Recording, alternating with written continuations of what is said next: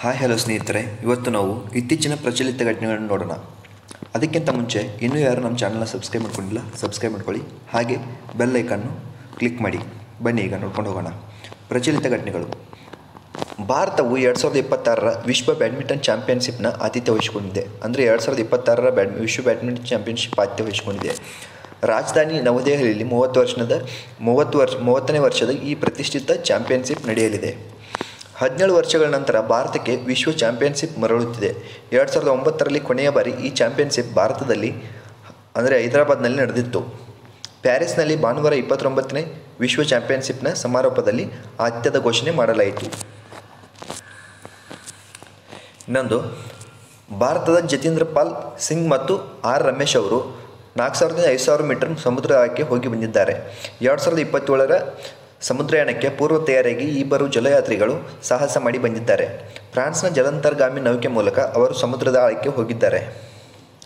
2027ರಲ್ಲಿ ಭಾರತದ ಸ್ವಂತ ನಿರ್ಮಾಣದ ನೌಕೆಯು ಸಮುದ್ರದೊಳಗೆ ಹೋಗಲಿದೆ. ಈಗ ಸದ್ಯಕ್ಕೆ 5 ದೇಶಗಳು ಮಾತ್ರವೇ ಆಳ ಸಮುದ್ರಕ್ಕೆ ಹೋಗಬಲ್ಲ ಸಬ್ಮಿರ್ಸಿಯಲ್ ನೌಕೆಗಳನ್ನು ತಯಾರಿಸುವುದು. ಅಮೆರಿಕ, ಜಪಾನ್, ಫ್ರಾನ್ಸ್, ರಷ್ಯಾ ಮತ್ತು ಚೀನಾ ದೇಶಗಳು ಈ 5 ದೇಶಗಳು ಮಾತ್ರ ತಯಾರಿಸಿದವೆ. ಈ ಮೊದಲು ಜಲಾಂತರ್ಗಾಮಿ ನೌಕೆಗಳನ್ನು ಯಶಸ್ವಿಯಾಗಿ ಕಳುಹಿಸಿದೆ. 2027ರಲ್ಲಿ ಭಾರತದ ಸಮುದ್ರಯಾನ ಯಶಸ್ವಿಯಾದರೆ ಈ ಗುಂಪಿಗೆ 6ನೇ ದೇಶ ಸೇರ್ಪಡೆಯಾದಂತಾಗುತ್ತದೆ.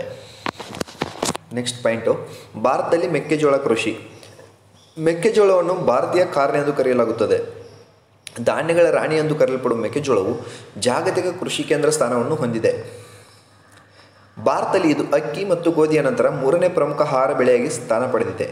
ಇದು ಪ್ರಧಾನ ಆಹಾರ ಮತ್ತು ಪಶು ಆಹಾರದ ಪ್ರಮುಖ ಮೂಲವಾಗಿ ಕಾರ್ಯನಿರ್ವಹಿಸುತ್ತದೆ.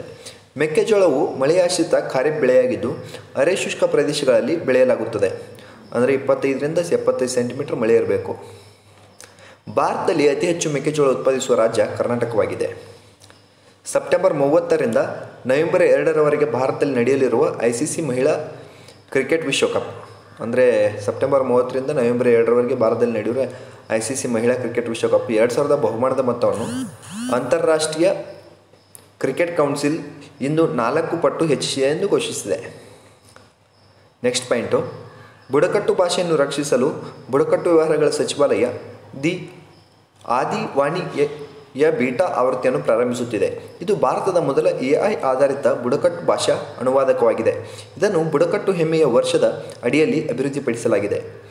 ಭಾರತವು 461 ಪರಿಶಿಷ್ಟ ಬುಡಕಟ್ಟು ಮತ್ತು ಬುಡಕಟ್ಟು ಭಾಷೆಗಳು ಮತ್ತು 71 ಬುಡಕಟ್ಟು ಮಾತೃಭಾಷೆಗಳನ್ನು ಹೊಂದಿದೆ. ಈ ಭಾಷೆಗಳಲ್ಲಿ ಹಲವು ಅಪಾಯದಲ್ಲಿವೆ. 81 ಭಾಷೆಗಳು ದುರ್ಬಲ ಸ್ಥಿತಿಯಲ್ಲಿದ್ದರೆ 42 ಭಾಷೆಗಳು ಅಳಿವಿನಂಚಿನಲ್ಲಿವೆ. ಇದನ್ನು IIT ದೆಹಲಿಯ ನೇತೃತ್ವದಲ್ಲಿ BITS ಪಿಲಾನಿ, IIT ಹೈದರಾಬಾದ್ ಮತ್ತು IIT ರಾಯ್ಪುರ್ ಜಂಟಿಯಾಗಿ ಅಭಿವೃದ್ಧಿಪಡಿಸಿವೆ. ಬೀಟಾ ಆವೃತ್ತಿಯು ಸಂತಾಲಿ, ಒಡಿಶಿ, ಬಿಲಿ ಮಧ್ಯಪ್ರದೇಶ್, ಮುಂಡಾರಿ ಜಾರ್ಖಂಡ್ ಮತ್ತು ಗೊಂಡಿ ಛತ್ತೀಸ್ಗಢ ಸೇರಿದಂತೆ ಹಲವು ಭಾಷೆಗಳನ್ನು ಒಳಗೊಂಡಿದೆ. ಮುಂದಿನ ಹಂತಗಳಲ್ಲಿ ಕುಯಿ ಮತ್ತು ಗಾರೋ ಭಾಷೆಗಳನ್ನು ಸೇರಿಸಲಾಗುವುದು ಎಂದು ಹೇಳಿದೆ. ನೆಕ್ಸ್ಟ್ ಪಾಯಿಂಟು, ಭಾರತವು ಎಜುಕೇಟ್ ಗರ್ಲ್ಸ್ ಸಂಸ್ಥೆಗೆ ಮ್ಯಾಗ್ಸೆಸೆ ಪ್ರಶಸ್ತಿ ನೀಡಿದೆ. ಕುಗ್ರಾಮಗಳಲ್ಲಿ ಶಾಲೆಯಿಂದ ಹೊರಗುಳಿದ ಹೆಣ್ಣು ಮಕ್ಕಳ ಶಿಕ್ಷಣಕ್ಕಾಗಿ ಶ್ರಮಿಸುತ್ತಿರುವ ಭಾರತೀಯ ಲಾಭರಹಿತ ಸಂಸ್ಥೆ ಎಜುಕೇಟ್ ಗರ್ಲ್ಸ್ಗೆ 2025ನೇ ಸಾಲಿನ ಪ್ರತಿಷ್ಠಿತ ರಾಮನ್ ಮ್ಯಾಗ್ಸೆಸೆ ಪ್ರಶಸ್ತಿ ಲಭಿಸಿದೆ. ರಾಮನ್ ಮ್ಯಾಗ್ಸೆಸೆ ಪ್ರಶಸ್ತಿಯನ್ನು ಪಡೆದ ಮೊದಲ ಭಾರತೀಯ ಸಂಸ್ಥೆಯಾಗಿ ಎಜುಕೇಟ್ ಗರ್ಲ್ಸ್ ಇತಿಹಾಸ ನಿರ್ಮಿಸಿದೆ. ನೊಬೆಲ್ ಪ್ರಶಸ್ತಿಗೆ ಏಷ್ಯಾದ ಸಮಾನವೆಂದು ಪರಿಗಣಿಸಲಾದ ರಾಮನ್ ಮ್ಯಾಗ್ಸೆಸೆ ಪ್ರಶಸ್ತಿಯನ್ನು ಏಷ್ಯಾದ ಜನರಿಗೆ ನಿಸ್ವಾರ್ಥ ಸೇವೆಯನ್ನು ಗುರುತಿಸಿ ನೀಡಲಾಗುತ್ತದೆ. 67ನೇ ರಾಮನ್ ಮ್ಯಾಗ್ಸೆಸೆ ಪ್ರಶಸ್ತಿ ಪ್ರದಾನ ಸಮಾರಂಭವು ನವೆಂಬರ್ 7ರಂದು ಮನಾಲಿಯಲ್ಲಿ ನಡೆಯಲಿದೆ. ಈ ಮ್ಯಾಗ್ಸೆಸೆ ಅವಾರ್ಡ್ ಅಂದರೆ ಏನಂತ ನೋಡೋಣ. ರಾಮನ್ ಮ್ಯಾಗ್ಸೆಸೆ ಫಿಲಿಪೈನ್ಸ್ ದೇಶದ 7ನೇ ಅಧ್ಯಕ್ಷರಾಗಿದ್ದರು.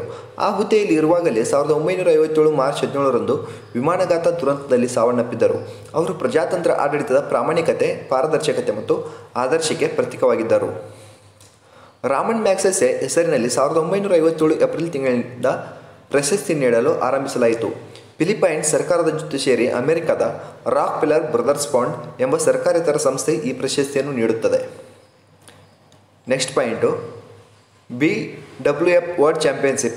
BWF ವಿಶ್ವ ಬ್ಯಾಡ್ಮಿಂಟನ್ ಚಾಂಪಿಯನ್ಶಿಪ್ನಲ್ಲಿ ಭಾರತದ ಅಗ್ರ ಡಬಲ್ಸ್ ಆಟಗಾರರಾದ ಸಾತ್ವಿಕ್ ಸಾಯಿರಾಜ್, ರಣಕಿರೆಡ್ಡಿ ಮತ್ತು ಚಿರಾಗ್ ಶೆಟ್ಟಿ ಕಂಚಿನ ಪದಕ ಗೆದ್ದಿದ್ದಾರೆ. ಆ ಮೂಲಕ ಪ್ರತಿಷ್ಠಿತ ಟೂರ್ನಿಯಲ್ಲಿ ಸಾತ್ವಿಕ್ ಚಿರಾಗ್ ಜೋಡಿ ಎರಡನೇ ಸಲ ಕಂಚಿನ ಪದಕ ಗೆದ್ದ ಸಾಧನೆ ಮಾಡಿದೆ. ಈ ಹಿಂದೆ 2022ರಲ್ಲೂ ಕಂಚಿನ ಪದಕ ಗೆದ್ದಿದ್ದರು. ಧನ್ಯವಾದಗಳು. ಇನ್ನೂ ಯಾರು ನಮ್ಮ ಚಾನಲ್ ಸಬ್ಸ್ಕ್ರೈಬ್ ಮಾಡಿಲ್ಲ ಸಬ್ಸ್ಕ್ರೈಬ್ ಮಾಡ್ಕೊಳ್ಳಿ. ಹಾಗೆ ನಿಮ್ಮ ಸ್ನೇಹಿತರಿಗೆಲ್ಲ ಶೇರ್ ಮಾಡಿ. ಲೈಕ್ ಕಮೆಂಟ್ ಶೇರ್ ಮಾಡಿ. ಧನ್ಯವಾದಗಳು.